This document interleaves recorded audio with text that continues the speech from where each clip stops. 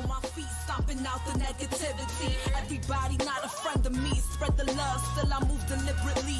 Bully face on, but the smile be heavenly. Brooklyn girls, so they love the energy, love sincerity. So I take the liberty to take them on a journey lyrically through hallways and alleys.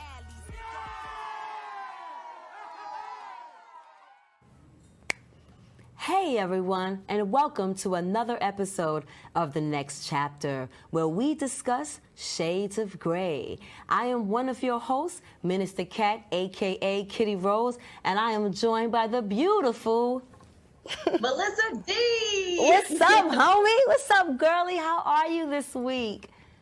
I'm doing great. How are you? I'm doing okay. The weather broke on Tuesday, and now we're back to cold, rainy weather again. So I don't know, but I'm happy that the summer seems to be approaching us, and I'm excited to be with you in person in just a little under 3 weeks. Yes, I'm so excited to come and see you. Not excited about the rain and the East Coast weather, but I'm excited to see you.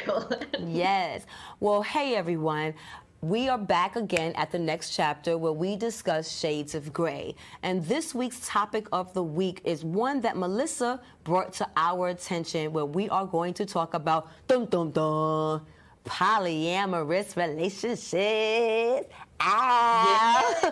Now, polyamorous relationships are different from polygamous relationships. Yes. Let's get that clear from the gate. We are not talking about married people who are in polygamous relationships with additional wives. We are talking about poly relationships. Woo, child. What made you want to talk about poly relationships, Miss Melissa D? Well, it seems to be more of a topic that people are getting used to talking about nowadays. Before, it was more of like you have one person that you connect with, and that is the person that you date, and that's it. But now I think with COVID, people are like, we're not doing the normal stuff anymore. Let's reach out and, share our love with more than one person at a time. And now this could be with, one couple who've already their primary relationship, and maybe you are the third person that comes in, or maybe you're a throuple, so the three of you are all together. There's so many different dynamics, but for me, my feeling is if there's so much love to be able to spread around, let's just love each other. Have you ever been offered to be in a poly relationship, or have you ever thought about being in a poly relationship? Yes, I have. Well, I first got introduced to poly relationships in 2016 when I was in the beginning stages of dating what I called him the native man. And the native man at the time, I guess his daughter, his baby mother, saw how close him and I was becoming in just the early part of the relationship, just the dating part of the relationship. And when she introduced herself into the scenario and said that she wanted more with him, he wanted more children. And I, at the time, did not want, well, I still don't, but at the time, at 2016, I definitely didn't want any more children, as my children were on their way out the door. But 2 years later, him and the woman end up getting married, end up having a second child together, and him and I would still kind of talk to each other, kind of still flirt with each other, because I think we felt like we were soulmates in a sense. And he brought up the idea of polyamorous relationship and, maybe, me being involved or me being included, not in their relationship, but having me as an additional. And as a Christian woman, it's something I thought about because I was not wanting to commit adultery, and I knew that I still had a connection to this man that I wanted to explore, because even in the relationship we were building, we had only been together 8-9 months, and we only saw each other in that 8 months 4 times, because it was a long distance relationship. So I felt like, okay, if I could still get what I get whenever I want and not necessarily be committed to you, maybe it's something to think about. But I had to make sure that she's okay. See, what people don't realize is that in these polyamorous situations, both parties have to be okay with what's going on. So when I now introduced the idea to her, she said, no, shut that shit right down. Shut that shit right down. And since she shut it down, then we could not partake. But in hindsight, now thinking, I don't know if I really would have been built for that. I think I would have at the time, but I don't know if I would have built. And I think that the fact that she knew that she wasn't built for it actually saved a heartache for all three of us. But you know, we did some research and I looked up a YouTube video I think will at least help the audience first get a complete understanding of what polyamorous relationships actually look like. Let's check it out. We live in a world where the idea of love is fed by a happily ever after. Our perception of what should and should not be is completely skewed by what we have learned in media. The typical pattern of intense passion and emotions, a conflict that makes us fight for that God-forsaken love, and then the resolution of being together forever. We see any romantic or sexual interests outside of that relationship as immoral, and that we must constrain ourselves for this one love for the rest of our lives. But is there such a thing as your one and only love? Is it not possible to love more than one soul? This question has resulted in cheating, divorce, resentment, conflicts, and a lot of lying. Is monogamy the only way to be in a loving relationship? More and more people are finding healthy relationships inside consensual, non-monogamous relationships. In actuality, the cultures that only accept monogamous relationships are in the minority worldwide. According to a paper in the Journal of Evolutionary Biology, 83% of societies allow polygamy. At Psych2Go, we're bringing you the 8 signs polyamory may be right for you. So, what do you think? So interesting that, you know, our society that we're from really promotes like monogamy, but most people around the world are open to ethical non-monogamy. And I think that it's interesting to kind of look at it because we have this assumption that one person is supposed to be our 100%, provide 100% of what we need in a partner. But I don't even know if it's a presumption or if it's another part of the distraction on keeping us controlled. Because the one thing that the video brought up was we want this God-forsaken love, this agape love that we learn about in the scriptures from one person, and we're taught to believe that if we receive this love or if we give this love to more than one person or receive it from more than one person, that might be immoral. So I think it, you know, in the beginning, I've had this fight with my partner in the beginning because we discussed whether or not sex is for pleasure or for procreation, or can it be both, or is it for both? And I'm like, of course it has to be for both because we are sexual beings, we are sexual creatures. But I think that the monogamy and being a part of a polyamorous situation isn't really about the sex. I think that sex is a small part, but that gets overshadowed, like, well, he's just horny, or she's just horny, and he just wants to have multiple people, and she just wants to have multiple people. I think it gets construed where it's actually love and affection for more than one person. And when we start to think about love or affection, then we start to think about someone cheating on us. But if we're not open with us, or we don't have that communication dialogue as mentioned in the video, is when people end up cheating. And we know more about that, to me, in this culture than we know about the idea of possible poly relationships. You know, in this society, I know growing up, like I said, it wasn't until 4, 5, 6 years ago that I heard about polyamorous relationships. But I know as a black woman, I've been hearing about people cheat on my women, my sisters, since the beginning of time. So what's the disconnect? Does it stop people from cheating if they can have an open dialogue of dating other people outside of that main partner?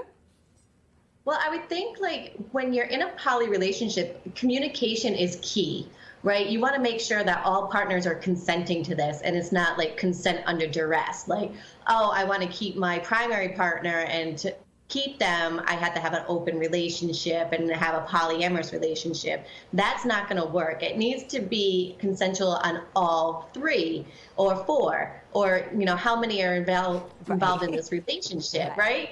But, you know, I think with cheating, there's different dynamics that come into it. Is there cheating because it has a sense of like empowerment, right? Like I'm doing something my partner doesn't know about, and is that feeding the cheating? Or is it cheating because you don't feel like you can be your true self with the partner that you have? So I'm wondering, maybe it will change the dynamic of the cheating if polyamorous is more open and accepted. But I think there still probably could be cheating. You know, there could be cheating in the relationship too. Cheating within the relationship that is already poly? Yes. You know, what are the rules? Do you have sexual intercourse with all of you in one place? Are you allowed to break off with the one person? If you break off and it's not allowed, is that a no-no? Is that like, you know, you are sharing that emotional energy with one person more than the other person? So that's why communication is so important in this this type of dynamic. Right. Whew, on that, let's take a break. On that note, let's take a break. Today I'm going to talk to you about physics. Come on in, girls. Let's go. This is the first rocket to get humans to Mars. Really tall. I'm a rocket structural engineer, designing and building parts of the rocket. You are the generation that will be stepping foot on Mars. Do I have a group of astronauts on my hands? Yes. You can become a rocket scientist or whatever else you want to be. What if you could feel in control of your retirement in just a few clicks? At aceyourretirement.org, you can. Start with a free 3-minute chat with Avo, your friendly digital retirement coach. Just answer some simple questions like, how do you feel about your ability to save for retirement? Or in how many years do you want to retire? To get free action items customized just for you, get your retirement back on track at aceyourretirement.org. That first PSA with the girls astronauts, it made me think about women's empowerment. And women's empowerment, would you now say that kind of taking or thinking about the idea of entering or being entered or introduced to a poly relationship could be a way that a woman feels like she's empowering herself or the relationship by allowing not only her partner to exercise a relationship with someone else, but then giving her the freedom to also exercise that freedom? Because the difference between polygamous is when the husband has more than one wife. But in a poly relationship, the woman and the man can both have outside relationships. And it's always that we hear of the women that get cheated on by men. So a woman taking on ownership and saying, let's do this, or it's okay to do this, do you think that that could be a way that she feels that she's empowering herself or empowering herself in the relationship? Well, the difference between having relationships outside, I mean, with poly, everybody's together, and so those relationships are amongst each other. If you're having relationships outside that relationship, it's considered more of an open relationship. No. And so... No. Polys are not... Okay, so again, that's where the communication is, because there's different levels. The next video is going to go into briefly the potential of what those different levels, because there's a level where you can involve someone in a third person in your relationship, but I've done the research where there's a couple together, a husband and wife, and then that wife has additional relationships with other men or one or two other men, and that husband has other relationships with one or two other women that the wife and the husband both are aware of, but they don't share together. So the husband and the wife, they live together, and then the girlfriend has like then the girlfriend has like the weekends or every third week or some shit like that. And then the boyfriend of the wife has the weekend or every third, but they're not together. They're not bringing their boyfriends and girlfriends in the marriage relationship or union. That was Interesting. that was the information that I found out. So I think, like you said, when we see with this next video about communication, is I guess you have to do the research to figure out what level or what the levels are that you can become comfortable with. Like I said, when it was introduced to me, I thought I would be okay. But then in hindsight, I'm thinking, I don't know if I would be okay. I don't know if I would be okay with sharing. I don't know if I would be okay when he's not with me thinking about what he's doing with her. I don't know if I would be strong enough to not get jealous. And I actually give my hats off. I give kudos to his wife for being, I want to say, the mature one, to having the hindsight to not cross those lines. I think that she saw the connection that me and him had, and she didn't want to play with that. And I respect that, and I think that she was the one, the wisest out of the three of us. And were you willing to have an emotional relationship with her? No, I was not going to have a relationship with her, but I wasn't going to not have a relationship. I would say, hello, how you doing? Matter of fact, when we first talked on the phone, I said to her, I'm looking forward to meeting your daughter. She looked at me, well, she said to me, you will never be meeting my daughter. Let's see what the second video had to share with us before we elaborate more on this topic. The second video that you did not view. I'm telling all ya, yes, y'all. She does not always do the research before each show. But that's also the beauty of this show, because you're not only getting our professional point of view, you're getting our on the point of view at the moment of us talking together and talking with you guys. So once again, let's see what the second video has to say before we continue on the subject of polyamorous relationships.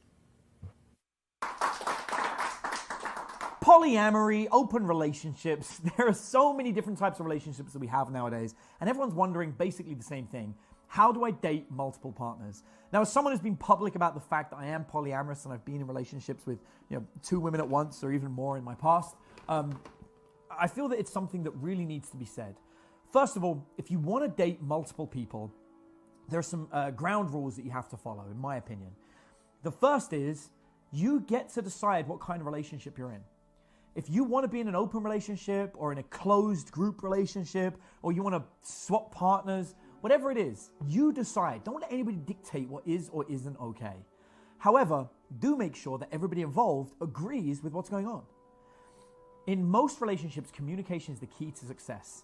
When you add more people, you need more communication. You absolutely have to have that. You need more people talking, because that's what makes this better. So everybody needs to describe what they need and what they want to be happy. Once you've ascertained what everybody needs, then it's simply a goal of working out how you're going to get into the relationship in the first place. There are only 2 ways of doing it. One, you're in a relationship that is not currently open, where you have multiple partners, and you want to bring somebody else in, or you want to open it up. In my mind, this is the harder of the 2 to do. It seems to be the one that most people want to do, and we'll deal with that in a moment. The other one is where you haven't yet got into a relationship and you're looking to get into one that has these rules and that is open. This is easier to do, but tends to be scarier.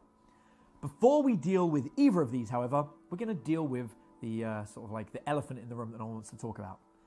Are human beings monogamous? I'll make it very simple for you, and I'll invite you to make the decision. If human beings were naturally monogamous, wouldn't we naturally just want to stay with one person? Are we? Interesting. Are we? I mean, this is the argument that I was having with another friend of mine. In the beginning of time, scripturally, we got the instructions that we had multiple wives so that we could procreate. But now that's no longer the issue, or no longer the need for procreation. So if the idea of sex is only to procreate, but people that don't want children, as we discussed on one show, or people who are past that stage of having children, if they want to engage in sex, then would that be in an open relationship, in a monogamous relationship, or in a relationship that entertained the idea of having more than one partner, and I think that that's what happens when, when you want to date one person, then now, you opening the idea up of dating multiple people. But if you can't even communicate when dating one person, how do you now communicate when you add people in that dynamic? Mm-hmm. And the other thing is that it doesn't always have to do with sex, too. It could be wanting that companionship. And, maybe one person doesn't have enough time or able to, give you all the companionship that you need. And maybe having somebody else that does have that ability, but you still love the other person, maybe that's the way it works out for you. But as long as everybody's aware of it and okay with it, then, that's where the communication comes into. And not only aware, but I think when things start to arise that they might be uncomfortable with, you can have the communication that starts where you talk about the idea, but the communication has to continue throughout the process. Because what if one person gets jealous over another? What if one person now wants to maybe bring that person into the arrangement? What if they want to spend more time with that person? Like, there's so many layers that can come with this. If you stop the communication process, I think that that's where confusion can come in. But I'm going to tell you, Melissa, all that extra communication, in my opinion, already seems like a bit much and already seems like it's a danger zone, because just having your basic one-on-one relationship is fucking hard. Like, Satan is already on top of you trying to have a union that's righteous and that's pure. Then you want to add the elements of other people? I'm just saying, it's like, to me, that almost sounds, and no shade or disrespect, that almost sounds like people who are bisexual, who want both men and women. Like, they just want to have it all. Like, I don't know if I agree with that. Okay. And I think and it's funny because, again, I was willing to consider it, but I think, I remember where I had a guy who was dating me and another woman and told me that he was dating another woman. And I remember the weekend that he went away with her, I was stalking his Facebook page all weekend, like, what are they doing now? What are they at now? What are they doing now? And this brother wasn't even my man. You know what I'm saying? Just some cat that I dated, and I was going crazy, just him and the idea of another woman. I know with the guy I'm dating now, whenever I don't know where he's at, I'm like, what is he doing? Where's he at? Who is he with? It's so, because he's fine as fuck. So I know women are always coming at him. And I'm always like, when is he going to call me? So I couldn't imagine being able to be okay knowing that I was sharing. And I really don't think no man that I'm with would be okay with me giving my loving to anybody other than him. See, my ideal relationship would be to have a couple, man and woman, where I can show up, on the weekends and be like the unicorn. You want to be loving on me on the weekends? That's fine. I'm good with that. And then you do your thing during the week, but I'm special during the weekends. I'm good with that. I think that's my ideal relationship in the polyamory world right now. Well, so what's our wrap up? What's our come to Jesus? What's our, what are we going to give to the audience? How are we going to wrap up this idea and concept of a polyamorous relationship? What's your wrap up thoughts? Kitty doesn't want to be in a polyamorous relationship. Melissa is open to it. And KittyRose is not.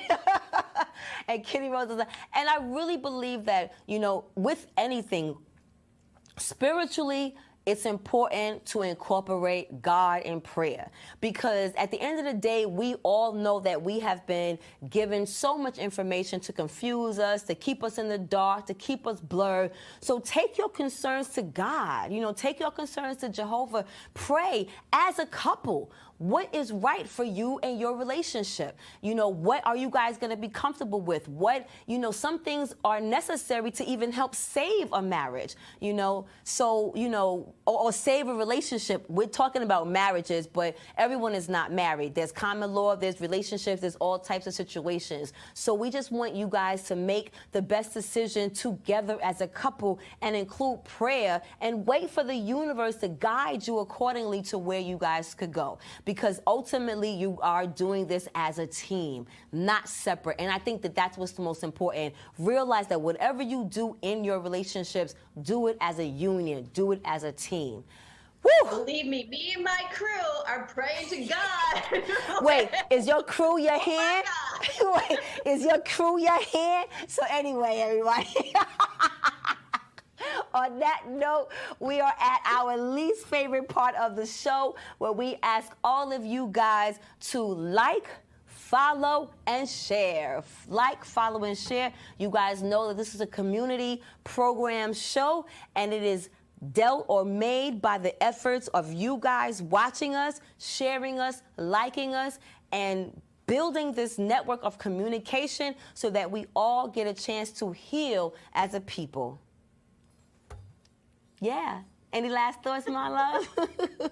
Don't forget to subscribe. Don't forget to subscribe. My YouTube channel, Melissa's YouTube channel. You can matter of fact, not only you can email Melissa, but Melissa is a licensed therapist, and she's recently has another show she produces that's an online podcast called Chit Chat for the what? Is that the queer? What is it called? The Queer Creative. And we are in Pride Month or Pride Week. So anyone interested who wants to celebrate their liberation of acknowledging their pride in themselves, contact Melissa through her email to be on her podcast. But until next time, again, we want you to like, follow, and share, because we are the next chapter where we discuss shades of gray, and we want you guys to share your thoughts with us, because there are things that we don't know that you guys can help incorporate us. So in the comments below, whether it's on YouTube or on Facebook, or even email us at BronxNet or any other public access channel, share your thoughts with us so that we can do this as a community when it comes to the healing of our people. I think that's it. What another great show. Yes. Thank you so much, Kitty, for just being so lovely. Well, you know we might have to incorporate you in my poly relationship when you come up here. No, let me stop. You and them titties. I do lightweight have titty envy. On that note, everybody, I am your girl, Minister Cat, a.k.a. KittyRose, and I am joined once again by my beautiful co-host, Melissa D. Melissa D. All the way from Puerto Rico. Make sure you guys tune in every Saturday to BronxNet at 11:30, and all your other local channels. Check us out. All right, guys.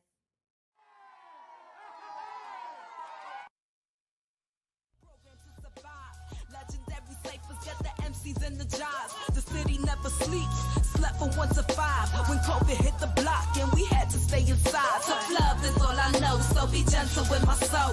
Learn to navigate winters with no coat. If you never been cold, you never been broke. Hustle 24/7 just to stay afloat. So New York, like dollar pizza in the cold. What shit? That real life break from the heart of the city is as hard as it gets.